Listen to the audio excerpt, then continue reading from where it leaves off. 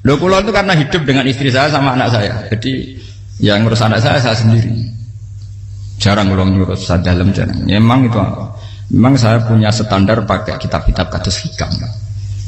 Saya ini merasa hidup di dunia itu sendiri. Saya tak warai la Allah kalau kotar. Imam yang ngarang hikam itu punya resep supaya kamu seneng terus. Liyakil lama tafrahu bihi, mesti yakil lama tahzanu bihi. Usahakan sedikit sekali apa yang bikin kamu seneng, maka akan sedikit sekali yang bikin kamu susah. Jadi misalnya kulo nih, jadi kiai misalnya cari wong, kulo kiai wong alim, jelas nak ngalimnya ngalim, nak kiai rapati ya, nak ngalimnya jelas. Tapi nak kiai rapati, nah kan kiai tapi orang ngalim. Nah kulo nak darah wong alim malah beliau jelas. Nak kiai rapati ya, kulo rapati nurut, tapi aturan masyarakat rapati nama. Nah sampean kiai tapi orang apa ngalim. Ya beda. Ndak ini memang bedanya jauh. Ya mungkin lebih kiai sampean cara derdek-derdek dongo meyakinkan sampean. Tapi cara artine dongo piye paham kulo. Lha boten iki nyata, sampe rasa tersinggung. Napa barang-barang napa? Nyata. Nah, kulo sering ditakoki kiai-kiai masalah. Resepnya apa jenenge? Konjinan ratau susah, padahal kita ratau wiridan atau mau sisip. Resepnya ilmu itu gini kata hikam.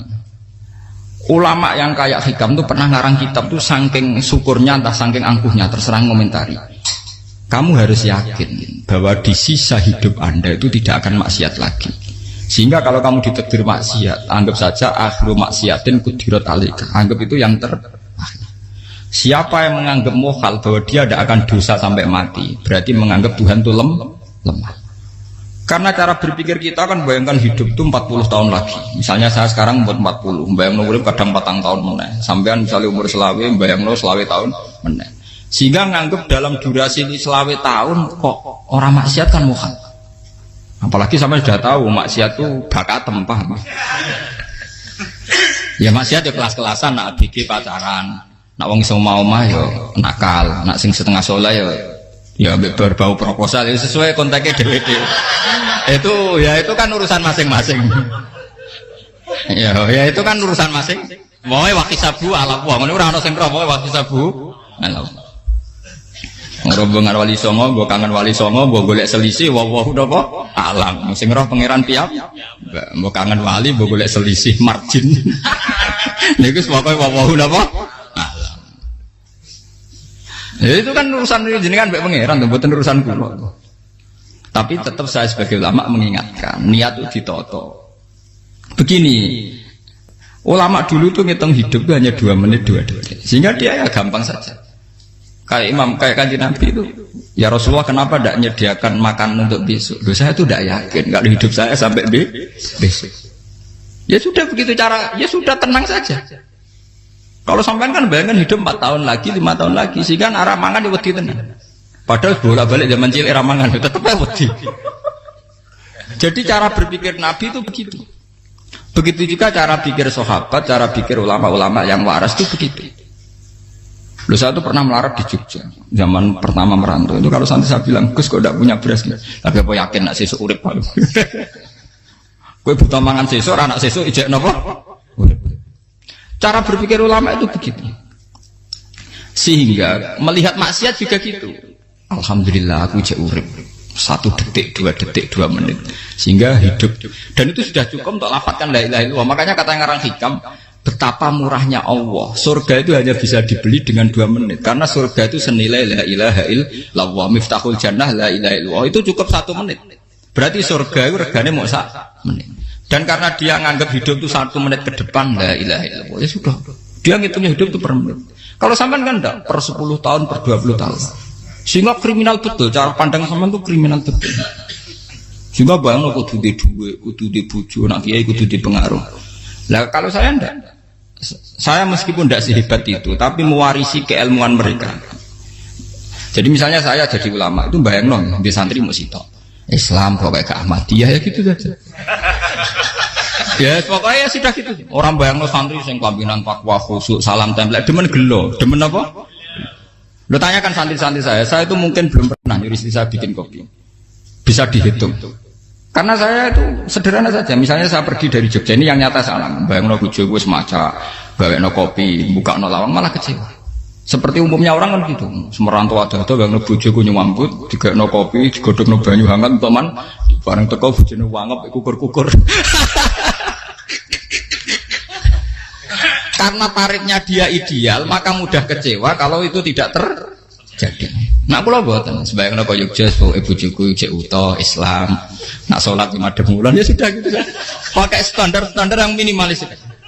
Saya dari rumah bangun sampai ngaji ya, pokoknya melek, terus ya sudah nak salat di madhep napa? Mulane sudah gitu. Andai kan saya pakai standar maksimal, maka akan mudah kecewa. Rasulullah juga begitu. Rasulullah itu ngadepi Sayyidah Aisyah, itu ya begitu, ngadepi Hasan Husain. Sehingga tidak ada cerita Nabi mudah kecewa, betul. Karena Nabi bayangkan anak istrinya itu ya minimalis sekali, urusan dunia loh maksudnya minimalis sekali. Misalnya Nabi pagi-pagi tanya, ya Aisyah apa ada sarapan? Tidak ya Rasulullah, ya idzan asumu, kan itu saya puasa. Kalau sampean usul-usul orang juga no kopi wong wedok opo, itu kan repot. Muni-muni itibak sunnah Rasul tapi tidak pernah sampean mendekati sunnah napa Rasul. Sehingga ya tenang saja Nabi. Saya tuh alhamdulillah bisa niru dalam gitu-gitu tuh bisa. Makanya ini kiai muda paling enjoy. Banyak kiai-kiai sepuh itu kalau urusan gitu konsultasi sama saya. Gus resep apa kain? Ini kalau resep era dekarep. Juga saya tidak pernah bayangkan apa tanggaku seneng aku atau orang ngaji aku kecewa, tidak pernah bayangkan. Sampai itu kan makhluk, tidak penting. Kecewa tidak kecewa itu tidak benar. Saya itu orang alim, ngerti ini warido kamat lubi, ora waridokum. Yang tak gulai ridane pengiran, antara ridane sing ngaji, ridane konsumen. Itu apa makhluk tidak penting. Itu harus dilatih. Harus napa? Sehingga orang itu kalau biasa sholat, maksudnya biasa ta'alluq bi Allah, mesti la'alla katardo, mesti gampang puas. Karena dia iktifak ngalap cukup bi Allah Subhanahu wa ta'ala. Saya sebagai manusia juga sering ditangisi istri. Misalnya saya sering ke Jogja sendirian. Nah ninggalan nopo, ninggalan ibu milih pengiran. Misalnya mati ninggalan ya paling aku mau ngapain nih suaraku. Paling uang nangis gue kegiatan. Bukan apa. Ingin saya bahwa konstitusi ulama itu masih iktimat Allah. Kalau kita kan enggak. Cara berpikir kita ngaji itu ideal sing ono podium, sing ngaji kelaminan takwa kabeh, ketunan kaji kabeh, ndiluk kabeh. Kita akan pakai standar-standar yang dengan asumsi kita. Padahal Nabi di zaman sugeng al-iman hahuna wa yusiru ila qalbihi sadrihi salah. Iman itu urusan hati. Komitmen sampean be Allah Subhanahu wa taala. Nah ini resepnya. Makanya kata hikam liyakillah ma tafrahu bi. Mesti yakinlah ma tahzanu bi. Sedikitlah kamu gembira dengan satu hal, nanti akan sedikit kamu yang kecil. Artinya misalnya kados kula sebagai ulama seneng kula niku ijek iman. Ya nggak kayak wong awam. Ya sudah gitu. Jadi misalnya suatu saat kula jatuh, yang ngaji saya gak semeneng dadi kupeding. Wong sing seneng kula bubar kabeh. Kula ya ora susah, miskola darah bener. Gus saiki jenengan ora sing seneng. Ya tenang saja. Sing ora seneng ya makhluk ora jelas. Dan status mereka tetap layaduru walayan. Ini harus dilatih. Sehingga Nabi itu ya meskipun beliau itu perang, sahabatnya meninggal, ya tenang saja. Nabi cara berpikir yang meninggal mereka mati syahid, yang masih hidup dianggap berpotensi melakukan kebaikan. Sama tak warai resep-resep dari Rasulullah Shallallahu Alaihi Wasallam. Saya ini sebetulnya memaksa, menjelaskan ini maksa, karena saya inginnya jadi ulama yang kayak umumnya orang, tidak ideal amat. Tapi kan saya ditakdir ilmunya itu ideal, jadi terpaksa saya jelaskan. Tapi kalau perilaku saya tidak akan ideal. Soalnya ngawur, saake mari Ghafuri pengiran nganggung bolak-balik cerita. Ada seorang wali, karena dia wali itu doa di multazam, ya Allah saya ini minta satu hal. Karena dia wali maka tidak minta uang, tidak minta jabatan, minta engkau takdir saya tidak pernah maksiat. Itu kan bagus sekali, minta doa ditakdir gak maksiat kan ada. Dari pengiran malah jawab, fa'ena ada ukufran. Karena tahu maksiat malah sifat ghafurku tak ada kondi. Gambarnya pengiran ini sifat ghafurku rak nganggur. Malah tidak ada orang selain Nabi kecuali ditakdir tahu maksiat. Dan sifat ghafuri pengiran efektif. Paham kenapa? Lara sampean kan ghafure mbok kabeh. Dadi karek sadidul iqab. Karena maksiate sampean sering. Jadi sifat ghafure wis berlaku aktif. Saya karek nunggu sifat sadidul iqab. Paham ya? Itu beda dengan wali-wali. Sifat sadidul iqab mau aktif, mereka tidak punya dosa. Malah pangeran bingung gak kok sifat ghafure. Apa Apik tak dakoki Ghafur ora tau dosa. Didakoki Sajidul Iqab gak tau maksiat. Jadi pangeran malah sing bingung. Nek kowe ora tau maksiat Ghafur kok tak dakoki. Kok ora tau maksiat? Wong iku ora tau apa? Didakoki Sajidul Iqab gak mungkin atau maksiat. Lah pangeran ape dakok Ghafur kan syaratnya dosa sik. Sampeyan kan walian. Ghafure wis dientekno. Keseringan kepake, paham ya? Karek nopo? Karek Sajidul Iqab. Ya itu memang standar Tuhan. Semua Quran itu kalau nyeritakan gitu. Nabi ibadi anni anal ghafurur rahim. Kaulaku ceritani aku ghafurur rahim, tapi yo ceritani wa anna adabi wal adabul alim. Jadi Nabi ibadi anni anal ghafurur rahim wa anna adabi wal adabul alim. Kalau Nabi Ibrahim, Nabi Muhammad inna rabbaka lasariul iqab. Pangeran cepat nyiksane, tapi wa innahu laghafurur. Jadi dua sifat ini pasti aktif. Dan tentu ulama itu senang sifat ghafur itu ya meskipun aktif, tapi mereka tidak pernah ngambil fasilitas sifat apa? Kalau baleni malih. Sehingga kayak Sayyidina Umar radhiyallahu anhu ketika beliau pertama jadi khalifah, ini cerita di kitab Hayati Sahabat. Pertama dia jadi khalifah, orang mengira dia akan ngomong hal-hal yang besar, visi besar tentang negara, visi besar tentang izzatil Islam wal muslim. Tapi ketika Umar pertama pidato begini, ayuhal muslimun ayuhan nas, ana, dari kata Sayyidina Umar, ana hulamun min bani Mahsud, akulu min kholati. Saya ini pemuda dari Bani Mahsud. Kecil saya bisa makan karena bulik-bulik saya punya kebun kurma yang kalau saya memanen diopahi beberapa biji, dan itu menjadi kuti wahayati, menjadi saya bisa hidup. Terus wassalamualaikum warahmatullahi wabarakatuh. Orang itu penasaran semua. Orang jadi khalifah pertama dibenem jadi Amirul Mukminin, pidatonya ngenang masa kecilnya ra kelar mangan, kelare mangan mergo buruh bulike, paham ya? Ngondoh kurma terus dikai tamarotin, beberapa kurma sing dadekno iso, dan itu saya pakai sampai ketemu Allah Subhanahu wa taala. Saya pakai misalnya sekarang saya mulya, misalnya kalau dibilang mulya ya ana sing nyucup, ana sing husnudzon, ana sing hormat, macam-macam sawangane. Itu bodoh sekali kalau saya menikmati itu, bodoh sekali. Paling banter nikmati dicucup, dihormati itu apa? Tapi kalau nikmatnya bisa makan saat itu tuh nyawa. SBY jadi presiden prestasi, Gus Dur jadi presiden prestasi, tapi umpama presiden tetap mangan. Prestasi tertinggi ada bisa makan selisat dirumki gojo-gonyo. Makanya Umar mengingatkan, sebetulnya nikmat tertinggi saya itu tidak saat saya jadi khalifah, saat itu kok aku iso mangan, cara gak aku mati.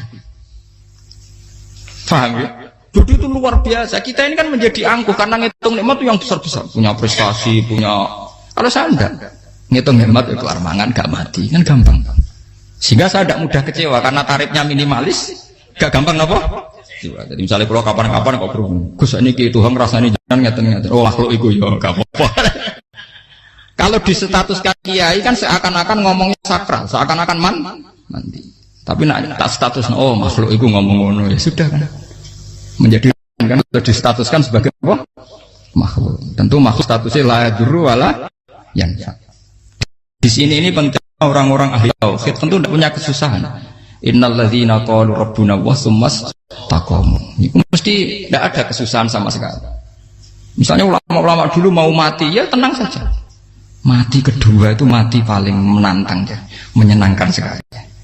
Karena mati yang seru itu mati zaman Al-Adam. Misalnya saya kelahiran tahun 70. Tahun 40-50 kan belum ada saya. Itu mati yang sejati karena Al-Adam. Kenapa? Al-Adam tidak ada. Mati yang nanti itu mati yang petualangan, karena saya mati setelah menyaksikan kekuasaan Allah, setelah husnudzon sama Allah, sehingga mati yang menuruti kerinduan akan ketemu sang kekasih. Makanya Jalaluddin Ar-Rumi ketika mau meninggal dan orang-orang muridnya nangis, dia marah-marah. Hei murid-muridku, betapa bodohnya engkau. Saat kayak ini yang saya tunggu, saya sudah menyesal berusaha sampai Allah dat cinta senang. Aku kecewa waktu makhluk-makhluk koyo kowe. Saiki wis wayahe aku goleki kholik zat sing tak senengi malah mbok tangi. Cek bodhone kowe, saat-saat sing tenteni malah mbok tangi. Betapa aku lamanya menunggu kematian ini. Mergo hidup itu keterpisahanku mbek Allah, kemen ketemu kowe. Malane Jalaluddin Rumilah yang mengistilahkan mati itu malam pengantin. Makanya fal'an awanus sirok minkum wa awan wisol habibi. Ini saat yang indah karena ketemu dengan berpisah dari makhluk-makhluk yang tidak penting menuju sama habibi kekasihku. Jadi dia misalkan mati itu malam pengantin. Semenjak istilah itu populer sehingga di Jawa ana ngipi dadi nganten takwilane mati. Itu filosofi sufi, ya filosofi napa? Lah niku tenan. Begitu juga sahabat-sahabat dulu. Bilal mau meninggal, anaknya udah nangis. Bilal lagu ya. Ditanya sama anaknya, kenapa anak-anak kamu nangis? Dan jenengan badhe kapundhut. Aku malah seneng nang mati. Hudan nalqal akhibah Muhammad dan wa hisbah. Aku nak urip ketemune mbek kowe terus. Malah nak mati ketemu Nabi Muhammad. Hudan nalqal akhibah Muhammad dan wa hisbah. Nah, dengan cara pandang begitu maka hidup itu enjoy saja. Ya saya sebenarnya keberatan pakai kelas ini, keberatan karena saya harus ngulang sampean-sampean. Ya makanya potensi kayak saya tentu mengurangi jadwal ketemu. Makanya saya mohon kalau tidak penting itu jangan sungkan. Anggap saja itu bagian dari hormat saya. Ya minimal sampai misalnya di dua saya ketemu gue jajan pentolan enam lapo mau gue suwan bareng malah repot. Gue ganggu uang anak peleleran pak. Nah misalnya sampai kepen takok hukum, uang nak pinter, hukumnya takokan ya ringan, takok kiai tanggam paling bisa. Karena pertanyaan yang ringan tentu ya ringan-ringan saja kan. Gak perlu kiai kali sampai rasa GR. Kalau pertanyaannya angel Gus gak ada sing iso jawab. Uang nak ralim tahke, ku pertanyaannya ya ora patimu tuh. Iku wis kangelan ngoten. Ini mboten ngenyek tapi padha enak. Podo apa? Makanya kalau latih. Jadi hikam sendiri itu ada manhaj, ada metode. Kalau orang supaya tardo, liyakil lama tafrohubi, yakil lama tahzanu. Anak saya itu kalau habis main pulang, itu saya senengnya pol. Istri saya pernah jangan. Gus, anak mulai senengnya. Dek biro-biro, anak-anakku gemulai nih ngomahku. Misalnya terus biasa. Saya terus anakku lo main mulai itu seneng. Biro-biro anakku mulai nih ngomahku. Dipanggil anak saya bapak itu senangnya tak boleh. Pura-pura ada saya manggil bapak. Jadi saya pakai standar minimalis. Saya tidak pernah pakai tarif. Dia anak yang ideal dihormati orang. Sebenarnya anakku sujud nih pangeran, ngerti pentingnya mau tasbih. Makanya anak saya tak namakan tasbih semua. Itu ya sudah. Saya tidak pernah bayangkan anak saya jadi kayak besar dihormati jemput. Mari gampang kecil. Ya, saya kan Sayyidina Umar. Saya pemuda dari Bani Mahzum. Yang kecilnya bisa makan karena buruh bulikku. Akal tuh tamarot itu. Wah itu saya baca tuh nangis betul. Betapa hebatnya Sayyidina Umar. Mengingatkan ulang bahwa nikmat tertinggi itu ya makan karena makan kaitannya nyawa. Orang jadi bupati enggak jadi bupati tetap makan. Jadi kalau ngatain saya tarifnya minimalis sekali. Nah, kalau orang sudah makan gitu lah Allah kata mudah sekali. Tapi kalau sampai tarifnya ideal harus di mobil kudu sangune akeh. Mosok gue mobil gak sanggup akeh. Barang gue sanggup akeh kudu gue penderek. Mosok kere lu juga kok tanpa penderek. Nang penderek maju. Mosok ora kena dikeloli jadi malah repot. Akhirnya gue wong ayu. Harus selingkuh dijari sing itu perkara meneh. Wong kok nuruti tahapan-tahapan duniawi makanya resep kalau ingin itu kon sholat, maksudnya sholat itu dihayati secara tauhid ya, dihayati secara tauhid. Misalnya inna sholati wa nusuki wa mahyaya wa mamati lillahi rabbil alamin. Itu akan pasti Allah kata pasti mudah melihat alam ini ridho. Ini satu sekelumit ya, di resep orang ulama yang saya meniru beberapa di kitab Hayati Sahabat, di kitab Hikam dan meniru terutama semuanya sanad dari Rasulullah Shallallahu Alaihi Wasallam. Makanya suatu saat Nabi itu kagum. Abdullah bin Mas'ud itu jalan dan dikawal oleh beberapa malaikat. Terus Nabi itu heran. Ya kenapa kita tuh selalu mengawal kamu? Kata Abdullah bin Mas'ud, ya Rasulullah, inilah akhtu khutwatan illa wa azunnu alla akhtu wa ukhra. Wa ma akaltu luqmatan illa wa azunnu alla alqamu ukhra. Saya tuh tidak pernah melangkah kecuali saya tidak pernah yakin apa betul saya bisa melangkah lagi. Jadi perlangkahnya itu dia iktimat Allah. Dan saya tidak pernah mengunyah satu kunyahan kecuali saya tidak yakin apa betul saya bisa mengunyah lagi. Setiap kunyahnya tetap semuanya berada Bismillah. Semua itu atas nama pertolongan atas kata Rasulullah. Orang kakak andikan saya ada nabi terakhir itu jadi nabi. Jadi kemana? Makanya dulu Nabi itu sering ngendikan, adekan orang-orang kayak gitu itu ada nubuah, tentu mereka punya derajat nopo nubuah. Jadi tidak jadi Nabi tapi punya derajat nopo nubuah. Lah orang yang cara berpikir gitu tentu tidak khawatir apa yang hilang dari dirinya, karena dia berkontrak dengan Tuhan hanya per menit per detik. Jika mempunyai resep al-mu'min yusiru sana Allah ayakuna li nafsi dzakiron. Seorang mukmin yang sejati tentu kontaknya dengan Allah Subhanahu wa taala dan dia tidak pernah ingat dirinya sendiri.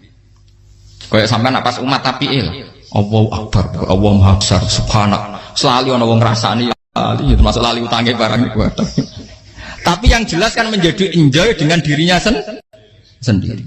Paham ya? Menjadi enjoy dengan dirinya karena dia tidak sering punya kontrak dengan makhluk. Nah ini maksudnya Allah apa? Janganlah Allah kata kamu pandang, apa nak sholat terus kabul kajah, apa nak sholat terus untuk duit ya bar. Karena cara pikir iso aja nak duit ya.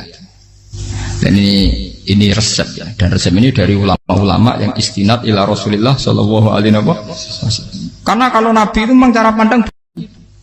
Aisyah itu pernah ditanya, ya Aisyah, saya ini ingin makan, apa daging yang dari sahabat ini masih? Wah ya Rasulullah sudah habis karena tak kasihkan tetangga.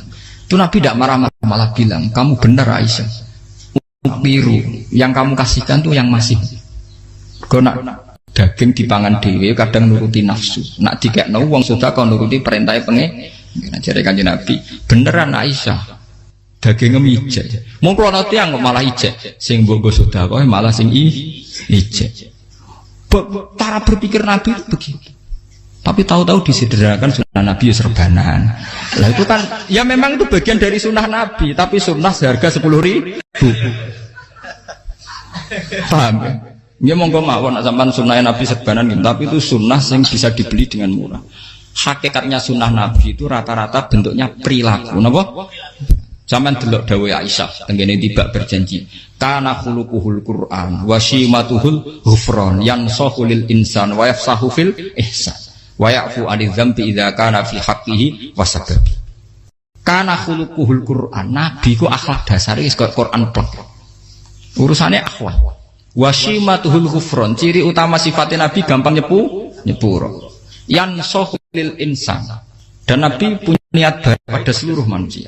Wa yafsahu fil ihsan, sering melakukan ihsan. Dan sunnah Nabi ngoten kan luwih sering kula Quran ya wis hafal mulang. Wasimatul ghufron kula gampang nyepuro, sampeyan ngaji angop ora tau tamu. Yansahu lil insan, kula bedina nate tiyang mulang. Wayah sahufil ihsan tak gawe gampang. Kula mulai ora tau.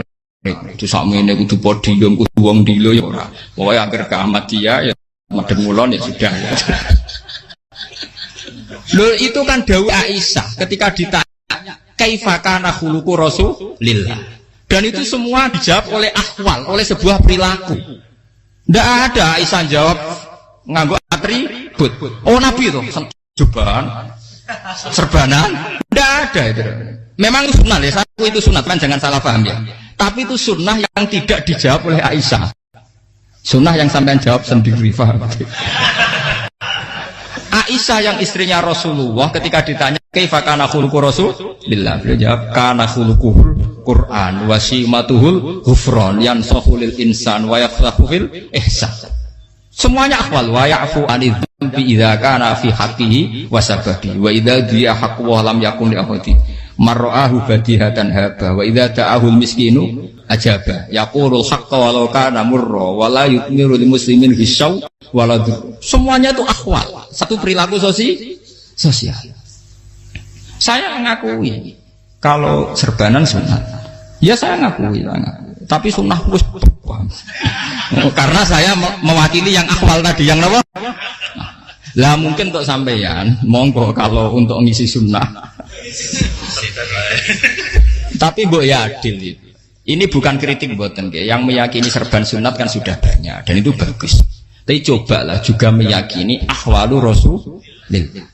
Makanya man sanna sunnatan itu rata-rata ulama maknani siapa yang ikut sunnahnya Nabi. Rata-rata ulama nafsir ahwalu Rasulillah wa af'alu, perilaku sosial Rasulullah. Makanya terusannya wa idza ja'ahul miskinu ajabah. Kalau dipanggil orang miskin ya datang. Ya maksudnya ada harus orang miskin manggil pas resepsi kawin mboten. Misalnya ana wong melarat kuwi di sepeda motor, wong melarat iki yo ngeteroni puskesmas ya mbok terno. Wong melarat loro yo nukono misale apa minyak kayu putih mbok tekani.